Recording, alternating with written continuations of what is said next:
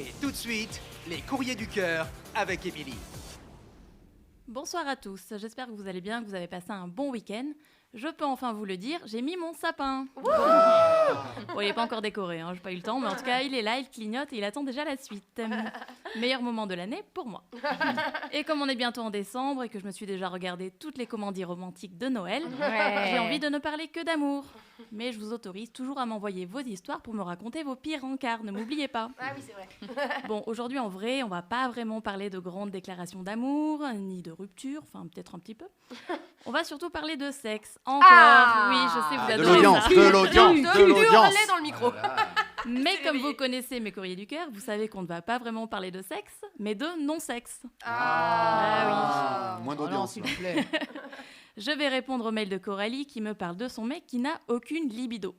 Mais à la différence du mail de Marine de la dernière fois où son homme avait arrêté de la toucher, là, le copain de Coralie, lui, il n'a jamais eu de libido. Jamais depuis qu'ils sont ensemble, et ça va faire 1 an. Ils font l'amour 1 semaine sur 2 le dimanche, parce que ça fait bien de le faire. Et quand il y a de grandes occasions, genre Noël, le Nouvel An, les anniversaires, mais c'est tout. Mais non, Et si, le nouvel an. Bonne année. c'est pour Hop, fêter dans ça. la lune. Bon, ça pue un peu ton histoire, Coralie. Je sais que tu as essayé de lui en parler, de lui donner envie, de tenter plein de choses, mais il te dit toujours qu'il n'aime pas ça et qu'il n'a pas envie. Alors, si tu attends de moi que je te donne une recette miracle, clairement, tu es mal barré. Ça reste rare, mais il y a effectivement des gens qui n'ont pas de libido, qui n'aiment pas ça, et bah c'est comme ça. Je vois pas trop ce que tu pourrais faire de plus, surtout si tu as déjà tenté plusieurs approches. Alors, les solutions que je vais te donner, je préviens, ça ne va pas être les plus romantiques. La première, si c'est quelque chose qui te pèse, et ça se comprendrait tout à fait, ce serait le cas, je pense, de beaucoup de gens autour de cette table, aussi dur que ce soit, c'est d'arrêter cette relation qui, a priori, ne te convient pas. Parfois, l'amour ne suffit pas, et c'est pas grave, il faut juste l'accepter, et c'est le plus difficile. Ça arrive que des relations s'arrêtent alors que les gens s'aiment, mais parce que leur vision des choses, ce n'est pas la même, c'est comme ça.